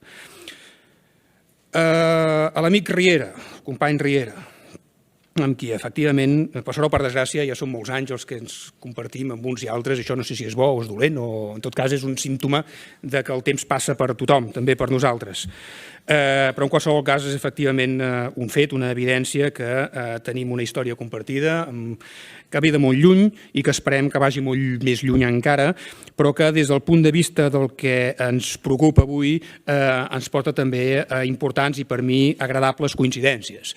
Vostè feia una demanda específica sobre l'escenari internacional. Evidentment, podríem estar-nos hores i hores i hores parlant de les qüestions internacionals, que sap vostè que m'apassiona, però no és ni és pertinent, ni és el cas, ni és oportú. Però sí que crec que és oportú fer un parell de reflexions que, a més, venen a tom amb dues de les intervencions que han vingut després i que, per tant, les agruparé. Permeti'm fer una reflexió general i després una més específica. Una general. Totes les persones que em venen a veure a la presó segurament estan fartes, cansades d'escoltar-me parlar d'una xifra. I miro algunes cares conegudes i segurament altres que no. 2030. No me'n cansaré mai de parlar-ne. Avui en parla el conseller Bosch i altres membres del govern. Per mi encara en parlem poc. Per mi en parlem molt poc. Perquè si alguna raó a mi em motiva a tenir un estat, una república, és justament perquè allò a què aspiro és a tenir les eines que em permetin contribuir a aquells reptes globals que ens interpel·len no només els catalans i catalanes, sinó tota la humanitat. I per tant, com que a mi m'interpel·la el canvi climàtic i m'interpel·la la desgràcia inhumana, inacceptable del que està passant al Mediterrani i m'interpel·la que no resolgui políticament, socialment i judicialment, en alguns casos, determinats conflictes i determinades irresponsabilitats a escala internacional, i m'interpel·la el creixement de l'extrema dreta a tants llocs, a tants països i a tantes institucions, i m'interpel·la que la Unió Europea sigui incapaç d'entendre que el projecte polític requereix que els estats cedeixin sobirania cap a dalt i que deixin de preocupar-se per qüestions com, per exemple, impedir d'una manera i una altra, abocant recursos públics a impedir el dret d'expressió de milions de ciutadans, i m'interpel·la que avui en dia tinguem encara riscos més que constatats d'augment de xenofòbia, d'augment d'homofòbia i d'augment de persecució de tot tipus d'identitats i de tot tipus de llibertats. Com que tot això m'interpel·la, reclamo eines.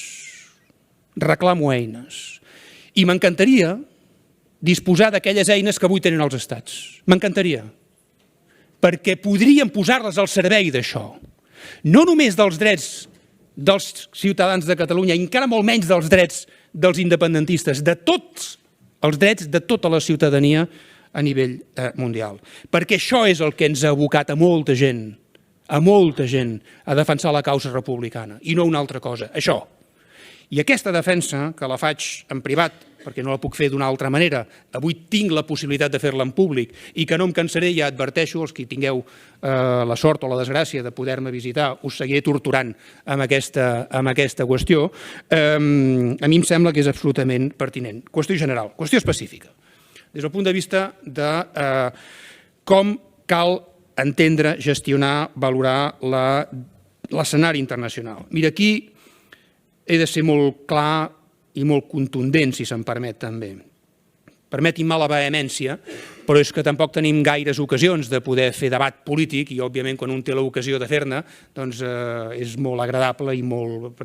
Demano que l'entenguin des d'aquesta emoció, no des de cap altre punt de vista. Sempre he defensat el mateix i a mi em sembla que les evidències històriques no ens permeten veure-ho de cap altra manera. A nivell internacional hi ha unes constatacions que hem de tenir molt presents. No hi ha cap procés al món, a la història, almenys a la història recent, de cap creació de nous estats que s'hagi fet de manera ràpida, fàcil i indolora. Cap, ni una. Ni una. Algunes són més ràpides però són doloroses. D'altres potser no són tan doloroses però són lentes.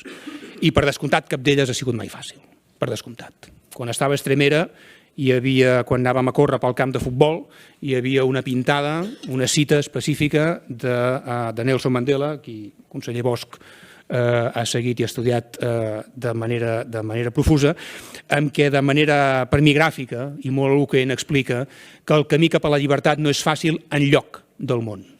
I això està escrit amb un grafiti, amb la seva imatge, en un mur del camp de futbol de la presó del centre penitenciari d'Extremera, Madrid 7, on vaig tenir l'honor d'allotjar-m'hi durant uns quants mesos. Dit això, ser conscients d'això no vol dir res més que entendre les dificultats, saber llegir la realitat i fer tot allò que és necessari perquè des de l'exterior s'entengui allò que volem fer i no faci angúnia. La meva experiència personal, que repeteixo, he reiterat, i qui m'ha volgut escoltar en públic i en privat segur que pot donar fe d'això que dic, és que sempre he defensat que el treball internacional, com avui li toca fer al company Bosch, però com d'alguna manera més indirecta o més directa ens toca fer una mica a tots, és una feina silenciosa, discreta, moltes vegades de poc reconeixement personal.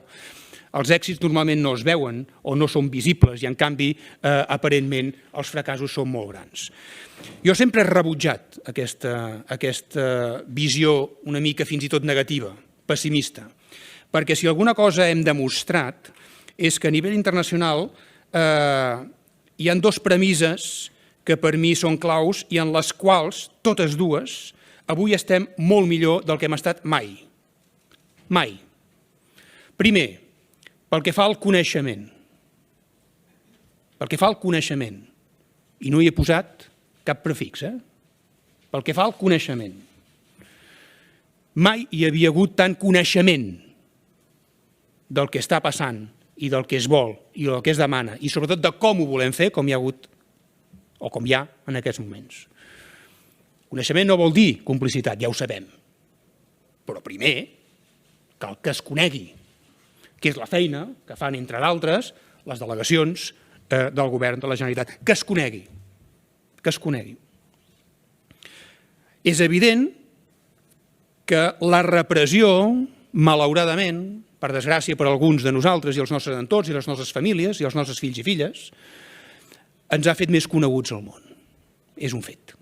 Per tant, tots aquells que pretenien que la nostra carpeta, que la carpeta catalana, que és una carpeta incòmoda, desaparegués de les taules mediàtiques o polítiques internacionals, han fracassat.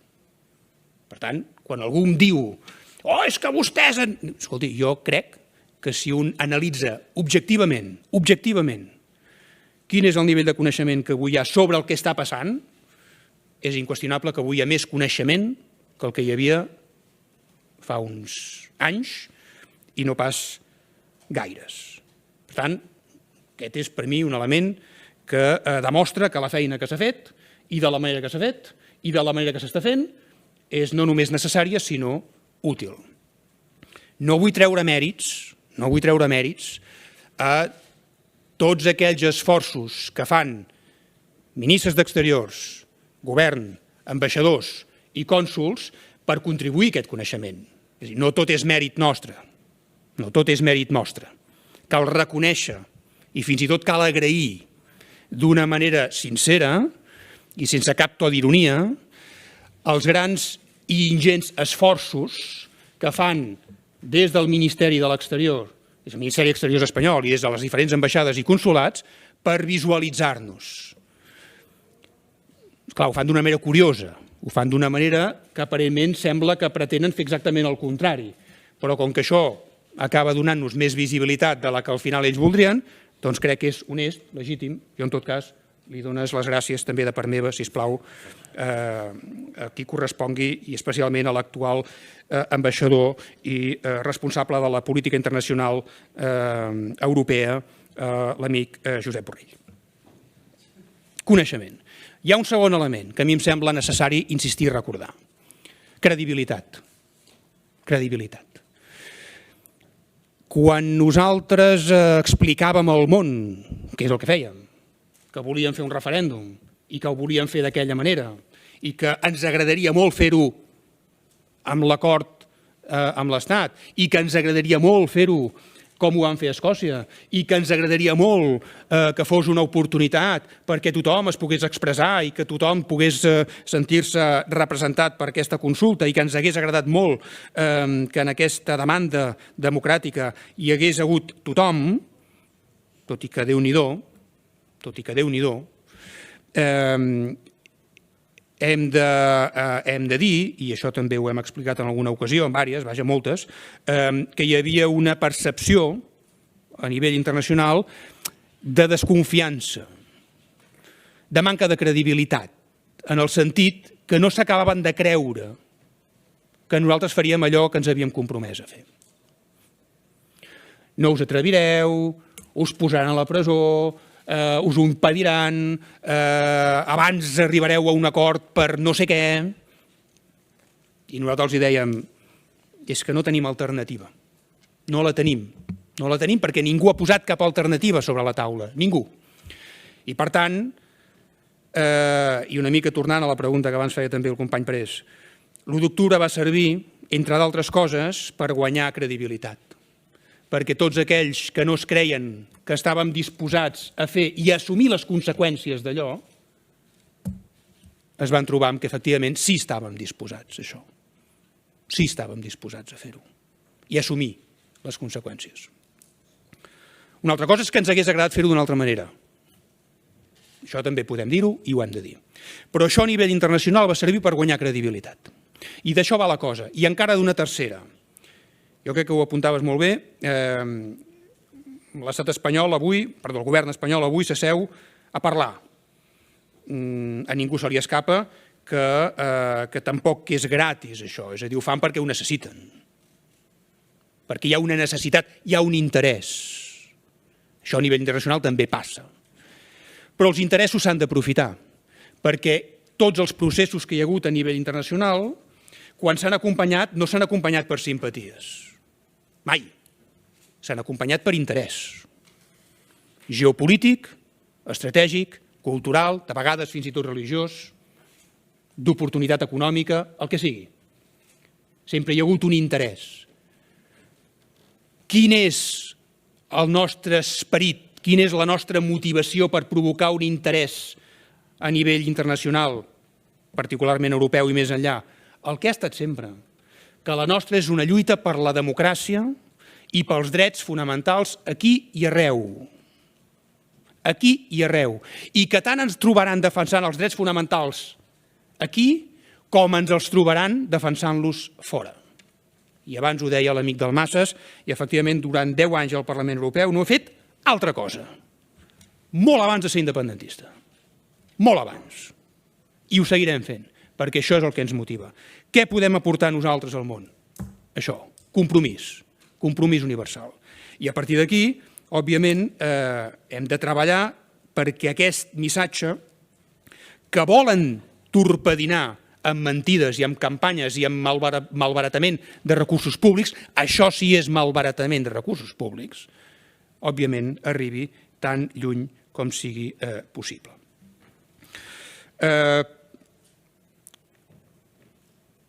Vostè ha fet una referència, amb això acabo la resposta a l'amic Cruyff, quan deia que, home, tant me fa que em facin 4 gols i jo en fan 5, és veritat. Però feia un final una mica, o a mi m'ha semblat interpretar, i m'excuso si no és el cas, feia un final una mica pessimista, des del punt de vista de quants gols ens fan i quants gols fem nosaltres. Jo no comparteixo en tot cas aquest pessimisme. El Tribunal de Justícia de la Unió Europea no ha sigut en cap cas ambigu, ha sigut taxatiu. I hauria de fer caure la cara de vergonya a determinats juristes, i ja no dic alguns jutges. Òbviament, justícia belga, justícia alemanya, justícia escocesa, justícia canadenca, justícia suïssa. Home, alguns golets hem fet, o han fet, no ens atribuïm mèrits, no cal, han fet. Ningú pot pensar que tot això és gratuït. És a dir, tot això també, evidentment, encara que no ho vulguin assumir públicament, fa mal a la credibilitat de la justícia espanyola, molt de mal. I venim de lluny. Cada vegada que el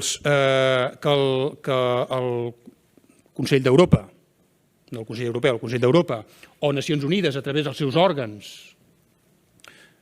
de tortures, detencions arbitràries i després de drets polítics, han reiterat, ara fa 4 dies a Ginebra, el Comitè de Drets Humans, una altra vegada, han reiterat les febleses, les debilitats, les incongruències del sistema jurídic estatal espanyol, no només en el cas de com han afrontat la lluita contra l'independentisme, sinó com han afrontat els drets en general.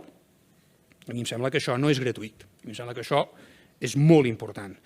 I repeteixo, no cal compartir uns determinats ideals per entendre que hi ha molts espais en els quals podem compartir objectius.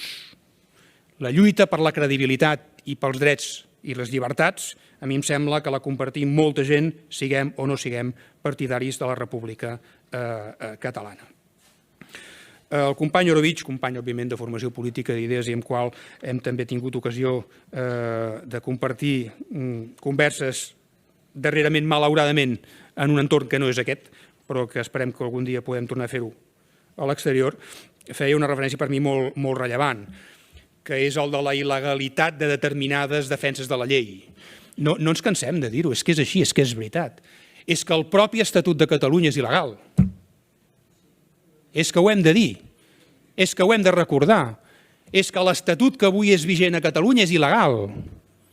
I per tant tots aquells que defensen la llei, que està molt bé que la defensin, llavors que siguin coherents i conseqüents i la defensin a tot arreu. Haurien d'estar ells manifestant-se davant del Tribunal Constitucional defensant justament que aquest estatut no és legal. Però no ho dic jo, és que ho diu la Constitució, si és que no m'estic inventant res. Ja no diguem de manera especialment dolorosa les presons provisionals, les suspensions dels nostres escons, tant al Congrés de Diputats com al Senat. On és l'autocrítica? On és l'autocrítica de la llavors presidenta del Congrés i del president del Senat quan ens van suspendre les nostres funcions com a diputats i com a senador sense cap base legal per fer-ho? On és l'autocrítica? On és? On és l'autocrítica del sistema judicial espanyol, d'aquells jutges i d'aquells fiscals que confio, que en algun cas se sentiran incòmodes amb el que està passant davant, no només repeteixo de les presons provisionals, sinó d'una sentència que si algú ha tingut la molèstia o s'ha molestat en llegir-la, fa feredat des del punt de vista de l'exercici del dret, on et reconeixen que tu ets una persona pacífica, que tu ets una persona que has lluitat sempre per la justícia i pels drets universals, que et reconeixen la teva voluntat de compromís social, però que malgrat tot et condenen a sedició, que implica violència. On és la coherència d'això? On és? On és? On és l'autocrítica dels que han defensat aquests plantejaments i ara callen? On és? Per tant, jo crec que no hem de dubtar mai, no hem de, en tot cas, arrugar-nos mai, és igual, no hem d'estar mai atemorits a dir, encongir-nos, em faltava el terme específic, és igual, d'arronsar-nos, és igual, davant d'aquestes denúncies, mai de la vida, mai de la vida. Per què? I aquí és on volia anar a parar. I això ho he escrit en alguna ocasió i potser algun dia, quan passi, algú ho agafarà i dirà, ostres, però si això és el que va dir, és veritat. Jo agrairia, i això ho faig extensiu, també, no només als companys que avui no són aquí, sinó també molts mitjans de comunicació que ens atribueixen expressions, que ens atribueixen intencions, que ens atribueixen voluntats, que llegeixin una mica més. Hem dit i escrit moltes coses. No cal que s'inventin el que diem i el que escrivim. N'hi ha prou amb que llegeixin i citin. N'hi ha prou. Però hi ha una cosa que sí vull deixar molt clara. En algun moment vaig dir, i reitero, i crec que algun dia això passarà, que és que nosaltres teníem molt clar, quan vam anar al Tribunal Suprem, que allà el peix estava venut. I ho vam dir amb tota contundència. I, de fet, ho vam dir a la primera intervenció, ho vam dir a l'última, ho vam dir en tot moment que vam poder expressar-nos. Jo no confiava gens en la justícia espanyola i molt menys en el Tribunal Suprem. Cap confiança. No la tenia. No la tenia. Cadascú, òbviament, pot interpretar com vulgui això que estic dient, però jo no la tenia. Però tenia molt clar que havíem de superar aquesta etapa per arribar a la que en aquests moments ens trobem, que és l'arena internacional. I li dic una altra cosa. Estic absolutament convençut que això ho guanyarem. Convençudíssim. Convençudíssim. Que tard o d'hora això ho guanyarem. I quan passi això, alguns ens diran, oi sí, miri quin greu, com ha passat amb el senyor Junqueras. Oi sí, miri quin greu, aquest senyor hagués pogut sortir a recollir la seva acta de diputat, però ja és massa tard. Passarà. Passarà. Nosaltres ens haurem passat uns anys a la presó, no sé quants, els que siguin. Òbviament, sempre són massa. Però això passarà. I llavors m'agradarà veure quina autocrítica fan tots els que han impulsat tota aquesta dinàmica judicial. M'encantarà. I els hi demanaré honestament, serenament, però els hi demanaré clarament que llavors expliquin per què quan tenien ocasió d'evitar-ho no van fer res. No van fer res.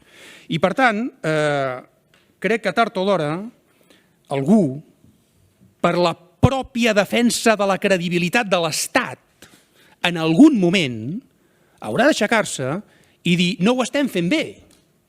Algú haurà de dir ens esteu abocant al ridícul universal i confio que això passi més d'hora que tard i confio que, òbviament, això permeti també obrir noves oportunitats per reconstruir el que en aquests moments, òbviament, està malmès o ha quedat malmès.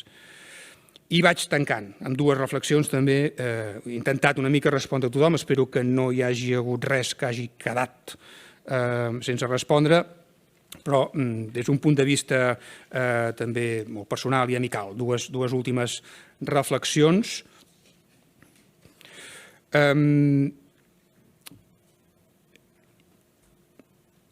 Jo crec que és evident que si estem davant d'una causa política, aquí només hi ha una opció que tingui sentit des del punt de vista de resoldre el problema. Òbviament comencem pel diàleg, i això vol dir una negociació, d'acord?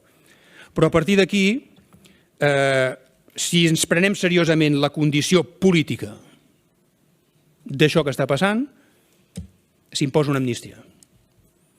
Perquè això no va d'unes persones que estan a la presó. Això va de reconèixer que s'ha volgut silenciar i perseguir una ideologia. Tant és els que estem a la presó, tant és quanta gent estiguem a la presó, tant és quanta gent acabem passant per la presó.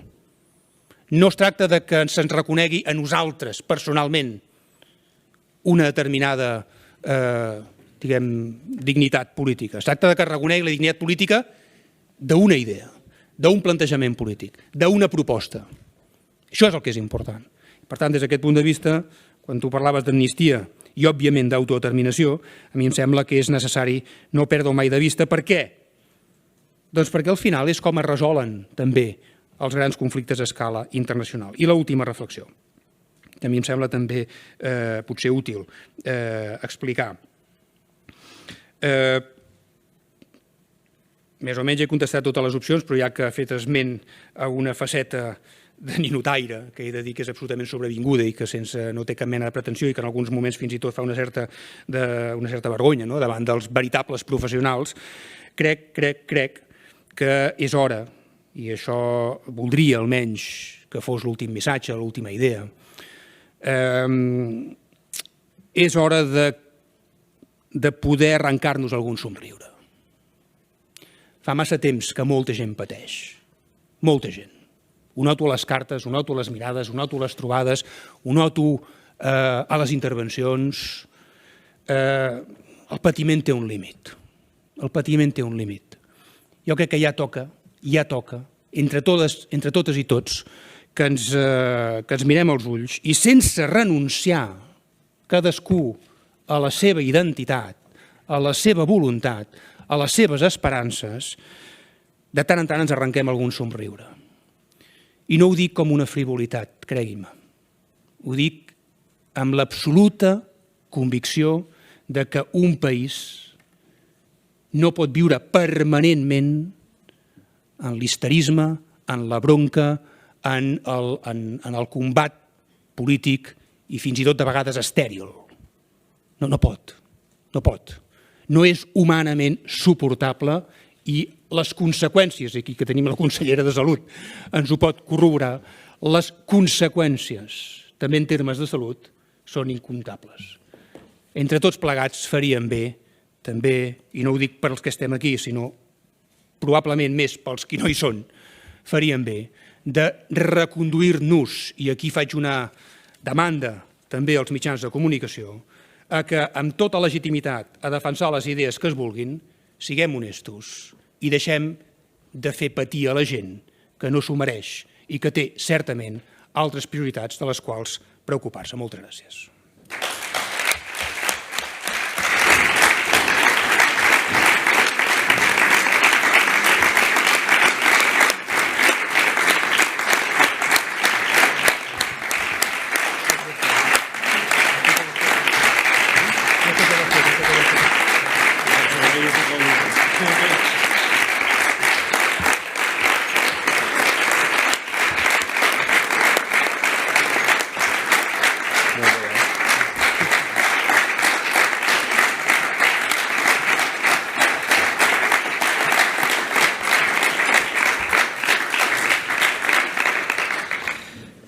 Conseller Romeva i Alfred Bosch, que l'heu acompanyat.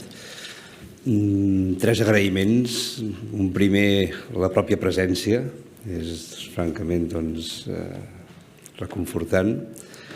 La seva aportació crec que serà de força utilitat més enllà, diguem-ne, de les tasques del 155 i el seu compromís manifestat avui aquí. Per tant, amb aquesta compareixença acabem la sessió del matí, ens donem una hora per dinar, per tant, ens reiterem, començarem la feina a la tarda a 3:15 amb les 3 compareixents que tenim pendents de cloure. D'acord? Moltes gràcies.